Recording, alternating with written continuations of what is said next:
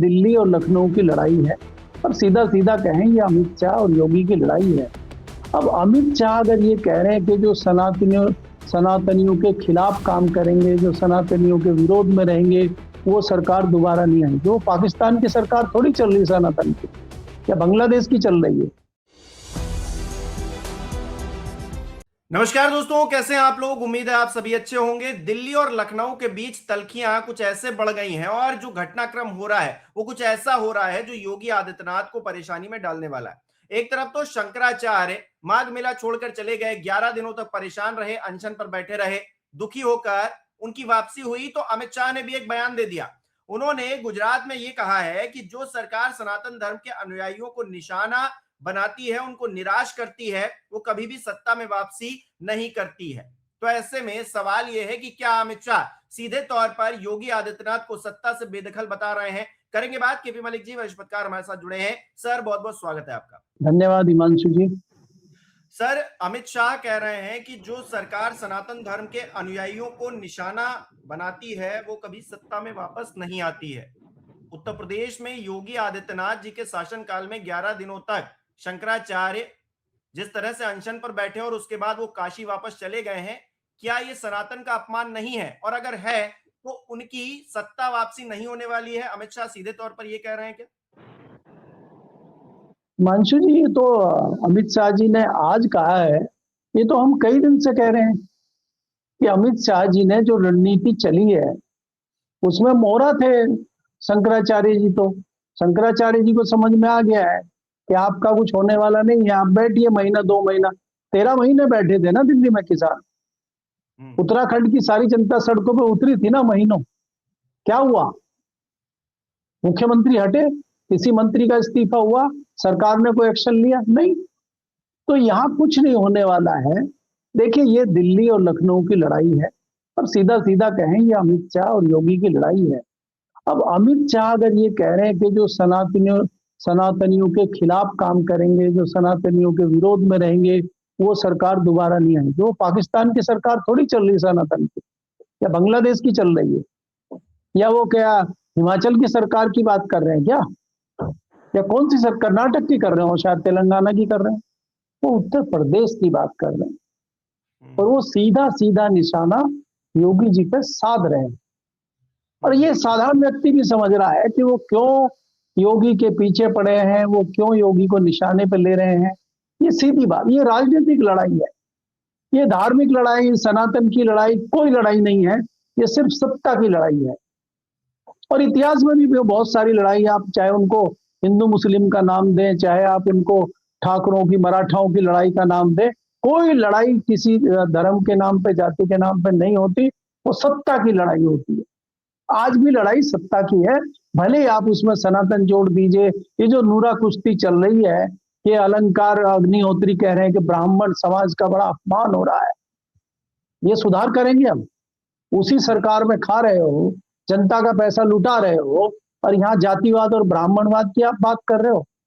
शर्म आनी चाहिए इस तरह के लोगों को। हंसी आती है दूसरे पे। जो एक और अन्य जीएसटी के कमिश्नर बने हुए घूम रहे हैं और इस्तीफा दे रहे हैं और कह रहे हैं मैंने योगी जी का नमक खाया था। तो योगी जी से पहले तो आपने मायावती जी का और अखिलेश का भी नमक खाया था, तो फिर कहां थे आप? तो बात कहने की ये है कि ये सब जो है अपने निजी स्वार्थ में डूबे हुए हैं। आपने बाद में देखा होगा कि वो उस जीएसटी कमिश्नर की पोल पट्टी खुली है और बाद में पता चला है कि फर्जी दस्तावेज बना के उन्होंने नौकरी पाई थी, एक विकलांग का कोटा खा गए थे वो। अब उनकी जांच चल रही है, उनको पता है कि उनको जेल जाना है, तो जेल से बच जाएं और इस बहाने नेता बन जाएं और योगी जी की नजरों में आ जाएं। अगली बार भाजपा ही हमें टिकट दे दे, अभी से गुणगान शुरू कर दो। तो ये चरित्र रह गया है नेताओं का। अब ये नेता बनेंगे क्योंकि उनको पता अफसरशाही तो इनकी चलेगी नहीं, अफसर तो ये बन नहीं पाएंगे। तो ये उत्तर प्रदेश में इस प्रकार की चीजें और देश में चल रही है। जो जितना नंगा है, जो जितना बात करेगा इस तरह की, वही नेता बनेगा। ये दोनों लोग नेता बनने की राह पे चले हुए हैं, चाहे पक्ष में इस्तीफा देने वाली बात करे, चाहे विपक्ष में करे। अब इनका कहना यह है, अलंकार अग्निहोत्री का, कि ब्राह्मणों को बड़ा सताया जा रहा है उत्तर प्रदेश में। अब ये मुसलमानों को भूल गए जो मुसलमानों को सता रहे थे पहले लोग, कह रहे थे मुसलमान दिक्कत में है, दलित दिक्कत में है, बाकी दिक्कत है, वो नहीं है। अब ब्राह्मणों को सताया जा रहा है, उनको ना कोई नौकरी मिल रही है, ना कोई कुछ हो रहा है। अगर आपको ब्राह्मणों की ही चिंता है तो जाइए जनसेवा कीजिए, आंदोलन करिए, उनकी आवाज उठाइए। बहुत सारे ऐसे ब्राह्मण समाज के युवक और युवतियां हैं जिनको नौकरी नहीं मिल रही है, बहुत सारे ऐसे हैं जिनको बाकी तमाम दिक्कतें चल रही हैं। आप करिए, आप उनके उनके नाम पे, ब्राह्मण समाज के नाम पे आप अपने निजी स्वार्थ में अपनी निजी रोटियां सेकना चाहते हैं और आप टिकट पा जाना चाहते हैं। आप तुरंत जो जिस तरह का व्यवहार आप सर्विस में रहते हुए दिखा रहे हैं, अभी तो आपका इस्तीफा भी मंजूर नहीं हुआ और यहाँ सवाल योगी जी के ऊपर भी खड़ा होता है। आपने तुरंत उनका सस्पेंड उनको कर दिया, उनको अटैच कर दिया शामली से, उनका घर खाली करा दिया। आपने इस्तीफा क्यों नहीं मंजूर कर दिया उनका? आपने तो जबरिया रिटायर कर दिया था अमिताभ ठाकुर को, आपने तो जेल भी भेज दिया था उनको। आप क्यों नहीं इनको जबरिया रिटायर कर रहे हो? क्यों नहीं इनको जेल भेज रहे हो? तो ये कहीं ना कहीं साजिश है और कहीं ना कहीं ये राजनीतिक हितों के लिए ये लड़ाई चल रही है। योगी जी अपने राजनीतिक हित देख रहे हैं और दिल्ली अपने राजनीतिक हित देख रही है। ये राजनीतिक लड़ाई है, ये सत्ता की लड़ाई है। बस फर्क ये है कि ये भारतीय जनता पार्टी की अंदरूनी लड़ाई है। विपक्ष बाहर तमाशा देख रहा है। विपक्ष को ये लग रहा है कि भारतीय जनता पार्टी की तो आपदा है, इसमें से हमारे लिए शायद कोई अवसर निकल आए, क्योंकि पहले तो अवसर निकला था 24 में, तो क्या 27 में भी कोई अवसर निकलेगा? विपक्ष ये सोच रहा है, इसलिए वो किनारे पे खड़ा हुआ है, मजा ले रहा है। और ये लड़ाई अभी कितनी आगे चलेगी और नई नई इसमें क्या चीजें होंगी? अभी क्या बनारस के मामले फिर खुलेंगे? अभी अहिल्याबाई होलकर फिर आएंगी क्या, या कोई नए मामले आ जाएंगे? अभी बहुत सारी चीजें 27 तक देखने को आपको हिमांशु जी मिलेंगी इसमें। जी अच्छा केपी सर, इस वक्त अभी कौन आगे कौन पीछे, दिल्ली और लखनऊ में जो फाइट चल रही है उसमें कोई आगे पीछे दिख रहा है आपको, या फिर अभी चल ही रहा है युद्ध? देखिए हिमांशु जी, अगर आप देखें, ये तलवार की धार पे भारतीय जनता पार्टी की राजनीति चल रही है। निजी हित है अभी दो नेताओं के और दो धड़े बने हुए हैं। उन धड़ों के साथ कौन है क्या है? देखिए योगी जी तो आज की डेट में अकेले दिख रहे हैं, उनके साथ तो कोई खड़ा हुआ मजबूत नेता मुझे दिखाई दे नहीं रहा, चाहे वो दिल्ली हो चाहे उत्तर प्रदेश हो। अगर उत्तर प्रदेश में योगी जी मजबूत है, क्या उनके पक्ष में किसी विधायक का बयान आया है, किसी मंत्री का बयान आया है? भाई जैसे अमित शाह जी के और दिल्ली के समर्थन में बयान आया है केशव प्रसाद मौर्य का, उनके समर्थन में तो बयान आया नहीं किसी का। तो यहाँ तो मुझे अभी जो है कमजोर स्थिति में योगी जी नजर आ रहे हैं। योगी जी डिफेंसिव मूड में है, अभी एक्शन में के मूड में दिख नहीं रहे वो। और आपके बुलडोजर का जो है अभी वो डीजल खत्म हो गया, वो खड़ा है अभी, शायद ठंड लग गई है उसको, क्योंकि तो गर्मी निकाल देते हैं ना योगी जी, तो शायद वो बुलडोजर की गर्मी निकल गई है। तो अब वो गर्मी निकलेगी, ठंड खत्म होगी, तो तब हो सकता है कुछ उसमें एक्शन आए। फिलहाल तो एक्शन नहीं है। यहाँ पे सवाल ये उठता है कि ये लोगों ने जो हरकतें करी हैं, खासकर जो जीएसटी के डिप्टी कमिश्नर ने हरकत करी है कि रोते हुए इस्तीफा दिया है, और वो उनके ऊपर जिस तरह की जांच चल रही है, उनके ऊपर क्यों नहीं बुलडोजर चल रहा है? दूसरा, जिस प्रकार का जो है बयान देते घूम रहे हैं अलंकार अग्निहोत्री, अगर यही बयान किसी समाजवादी पार्टी के नेता ने दिया होता, किसी दूसरी जाति के नेता ने दिया होता, जिस प्रकार से वो कह रहे हैं कि ब्राह्मण समाज के प्रतिनिधियों को आगे आना चाहिए और तमाम जो संवैधानिक पदों पर उनको इस्तीफा देना चाहिए, उत्तर प्रदेश में राष्ट्रपति शासन लग जाना चाहिए, क्या इस तरह के बयान अगर कोई दूसरा व्यक्ति दे देता तो उसकी नौकरी बची रहती अभी तक? वो जेल नहीं चला गया होता अभी तक? बुलडोजर की लाइन नहीं लग गई होती उसके घर पे अभी तक? तो ये आप क्या कर रहे हैं? तो मुझे लगता है कि ये कि नूरा कुश्ती उत्तर प्रदेश में चल रही है माहौल को गर्म करने के लिए, और इसी से जोड़ के जी केपी सर, अभी बीते रोज हमने एक तस्वीर भी देखी, मैंने उसको लेकर एक रिपोर्ट भी तैयार की कि शंकराचार्य को रोका गया नियम कायदे कानून के तहत, और बहुत सारे लोग इसकी वकालत करते रहे कि सारी चीजें व्यवस्थागत होनी चाहिए। हमने एक वीडियो देखा, वहां पर भारतीय जनता पार्टी के विधायक का स्टिकर लगी गाड़ियां थी 2-3, और उनको बैरिकेडिंग हटाकर निकाल दिया गया, और जो पुलिस वाले वहां खड़े थे वो सब तमाशा देखते रहे, सब कुछ हो गया।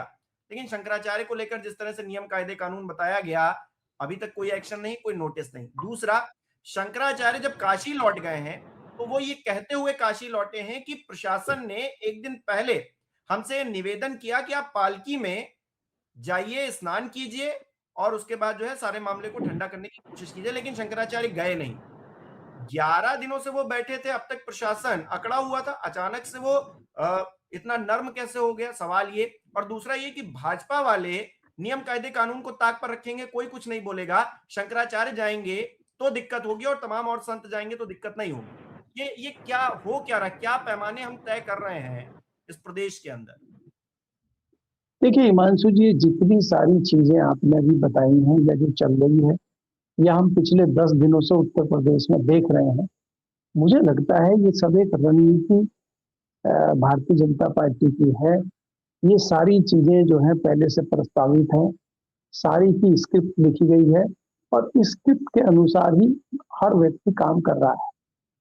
शंकराचार्य जी इस साजिश में शामिल है या मेरी उम्मीद तो ये है कि वो मोहरा बने हुए हैं और इत्तेफाक से उनके साथ इस तरह की घटना हो गई है, इसलिए उनके कंधे पे बंदूक रख के दिल्ली ने थोड़े दिन चला ली है और अब वो इससे बाहर हो गए। उनको भी शायद ये एहसास हो गया है कि मैं कहीं ना कहीं मोहरा बन रहा हूँ, कहीं ना कहीं जरिया बन रहा हूँ, कहीं ना कहीं इस लड़ाई का एक बड़ा बहाना मैं बन रहा हूँ, वो इससे शायद बाहर हो गए। अगर वो स्नान करके वापस चले जाते, अगर उनको सरकार ने कहा है, जैसे सरकार ने नोटिस लगाया, आपने नोटिस सार्वजनिक किया, सरकार ने कुछ और कहा, आपने सार्वजनिक किया, तो सरकार की तरफ से जो प्रस्ताव आया था उसको भी आपको सार्वजनिक करना चाहिए। सार्वजनिक तो आपने किया नहीं। तो अगर कोई इस तरह का प्रस्ताव आया था तो उसको सार्वजनिक करिए। आप जो बात कह रहे हैं उसको सच है कि नहीं है कौन मानेगा। दूसरा, अगर शंकराचार्य जी गंगा स्नान करके और अपनी हट को छोड़ के काशी जाते तो बात ही खत्म हो गई थी, मुद्दा ही खत्म हो गया था। अब मुद्दा खत्म नहीं हुआ है। आप जो है, आपका कहना यह है कि हम तो बड़े उदास होके, बड़े निराश होके और बड़े जो है सरकार ने जो हमारे साथ दुर्व्यवहार किया है उससे दुखी होकर हम जा रहे हैं प्रयागराज छोड़ के काशी। अभी तो आप ये कह के गए हैं, फिर आप ये नहीं कहते ना, अगर आप गंगा स्नान करके जाते तो आप ये नहीं कहते कि हम दुखी होकर या उदास होकर जा रहे हैं। हम तो नहा के गंगा स्नान करके खुश होकर जा रहे हैं, तो ये मुद्दा ही खत्म हो जाता। वो इस मुद्दे को अभी जिंदा रखना चाहते हैं और मुझे लगता है दिल्ली भी इस मुद्दे को जिंदा रखना चाहती है। अगर ये मुद्दा खत्म हो जाएगा तो नया मुद्दा आ जाएगा और नया मुद्दा कहीं वो अहिल्याबाई होलकर जी का तो नहीं आ जाएगा।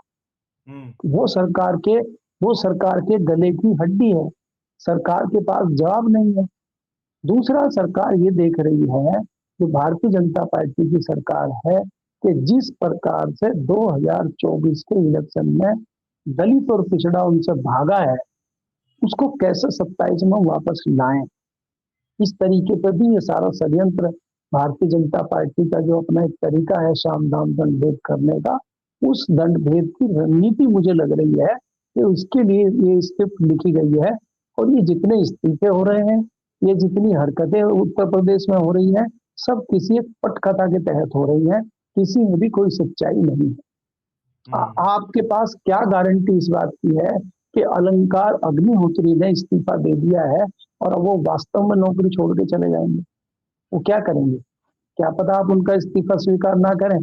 पहले वो बरेली में थे, अब वो शामली में बैठ जाएंगे जाके। तो हुआ तो है नहीं, लेकिन उन्होंने आपके हित जो थे, जो आपके जो एक सरगर्मियां बनानी थी, जो उत्तर प्रदेश से मैसेज देना था, वो तो उन्होंने दे ही दिया।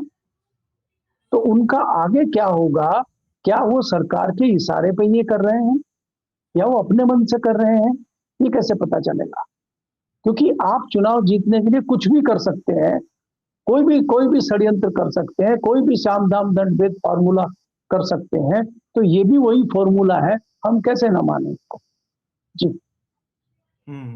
अच्छा केपी मलिक जी, आगे क्या होने वाला है? ये जो तल्खियां हैं, अमित शाह का बयान है, या फिर उमा भारती भी कह रही हैं कि प्रशासन की गलती है, पहले वो करती हैं, कहती हैं, फिर कहती हैं कि हम योगी जी को निशाना नहीं बना रहे हैं। ये जो भारतीय जनता पार्टी के भीतर दो धड़े हो गए हैं 27 से पहले, क्या तस्वीर आप देख पा रहे हैं अभी? मतलब आने वाले वक्त में हो सकता है कुछ तस्वीर चेंज हो, लेकिन इस वक्त मौजूदा हालात में क्या है? देखिए हिमांशु जी, मुझे लगता है कि योगी जी के ऊपर सीधे सीधे हाथ डालने में दिल्ली भी अभी घबरा रही है। उनको इस बात का अंदाजा नहीं है कि क्या होगा, क्योंकि काफी सारे लोग मौन साधे हुए हैं और ऐसे लोगों की तादाद बहुत बड़ी होती है। वो चुपचाप बैठे रहते हैं। जैसे उनको लगता है कि एक पक्ष मजबूत हो गया है तो उधर फिर वो सरकना शुरू कर देते हैं। आज चाहे भारतीय जनता पार्टी हो, चाहे उत्तर प्रदेश हो, चाहे भारतीय जनता पार्टी के कार्यकर्ता हो, चाहे सरकार में जो लोग अभी एंजॉय कर रहे हैं, चाहे वो लोग हों, वो निर्णय नहीं ले पा रहे हैं कि कौन मजबूत है। दिल्ली मजबूत है, उत्तर प्रदेश मजबूत है। अगर ये तस्वीर साफ हो जाए कि उत्तर प्रदेश मजबूत है या दिल्ली मजबूत है, तो तमाम चीजें आपके सामने खुल के आने लगेंगी। अभी योगी जी का अगला क्या एक्शन होगा, अमित शाह जी क्या करेंगे, उत्तर प्रदेश में जो बदलाव चल रहा है, क्या वो मुख्यमंत्री बदले जाएंगे या खाली नीचे मिनिस्टरों का ही बदलाव होगा। आज तस्वीर बदलने वाली बात चल रही है। बीच में चर्चाएं चल गई थी कि भाई मुख्यमंत्री हटाए जाएंगे और पाठक को मंत्री बनाया जाएगा। कुछ लोग कह रहे थे केशव को बनाया जाएगा। तो अभी तो कुछ हुआ नहीं है। तो कल को क्या होगा अभी किसी को कुछ नहीं पता है। तो आज के हालात में तो कुछ भी कहना मुश्किल है। लेकिन जब तक एक धड़ा ये नहीं हो जाता कि एक मजबूत है और एक कमजोर है, तब तक कुछ नहीं हो सकता। पूरी भारतीय जनता पार्टी अडवाणी जी के साथ चलती थी, तो पहले वाजपेयी जी के साथ चलती थी। जब वाजपेयी जी पीएम से हट गए और वो राजनीति से लगभग बाहर ही हो गए, तो अडवाणी जी के साथ सब चलते थे और waiting prime minister Advani ji होते थे। जैसे ही लोगों को लगा कि अडवाणी जी कमजोर हो चुके, मोदी जी आ गए, तो अडवाणी जी का नाम लेवा नहीं बचा कोई। जब तकलीफ में आते तब भले ही दर्शन करने चले जाए। राजनाथ जी को पिछले दिनों एकाएक अडवाणी जी की याद आ गई थी। 8 साल में तो आई नहीं उनको।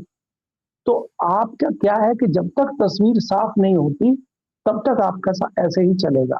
लेकिन अगर ये एक मैसेज चला जाता है कि अमित शाह ही मजबूत है या योगी मजबूत है, तो फिर उनके यहाँ लाइन लग जाएगी। आप देखिएगा, इसमें एक उदाहरण आपको मैं देता हूँ। संजय जोशी जी अलग रहते हैं, उनका कुछ वो नहीं है। और जैसी चर्चाएं चली थी, हमने ही चर्चा चलाई थी कि वो राष्ट्रीय अध्यक्ष बन सकते हैं, उनके यहाँ लाइनें लग गई थी, बड़ी बड़ी फूल मालाएं मिठाई लेकर पहुंचने लगे थे लोग। एक एक दिन में मैंने 5-5, 10-10 हजार लोग वहां देखे हैं, जबकि वहां 4 लोग नहीं जाते थे। तो यहाँ तो एक बार लोगों को एहसास हो जाए कि ये मजबूत होने जा रहे हैं, तो सब लोग वहीं आ जाएंगे। तो फिलहाल अभी जल्दी कुछ होगा ये मुझे दिखाई नहीं दे रहा है, लेकिन चुनाव से पहले कई उठापटक आपको उत्तर प्रदेश में दिखेंगे हिमांशु जी, मैं ये दावे के साथ कह सकता हूँ। जी, बहुत बहुत शुक्रिया केपी मलिक जी, तमाम जानकारी के लिए, बातचीत के लिए बहुत बहुत शुक्रिया आपका। हमारे दर्शक किस तरह से देख रहे हैं, उनको क्या लग रहा है कि अमित शाह ने अगर बयान दिया है सनातन से जुड़ा हुआ, तो क्या योगी आदित्यनाथ पर सीधा निशाना है, और क्या योगी आदित्यनाथ की गोरखपुर वापसी का कोई प्लान, सीक्रेट प्लान बनाया जा रहा है जिसे इंप्लीमेंट जल्द ही किया जाएगा। कमेंट करके अपनी राय जरूर बताइएगा। इस वीडियो को लाइक करना, शेयर करना मत भूलिएगा। हमारे चैनल को सब्सक्राइब नहीं किया है तो वो भी जरूर कीजिएगा, और आप हमें सहयोग भी कर सकते हैं ज्वाइन बटन पर क्लिक करके। बहुत बहुत धन्यवाद।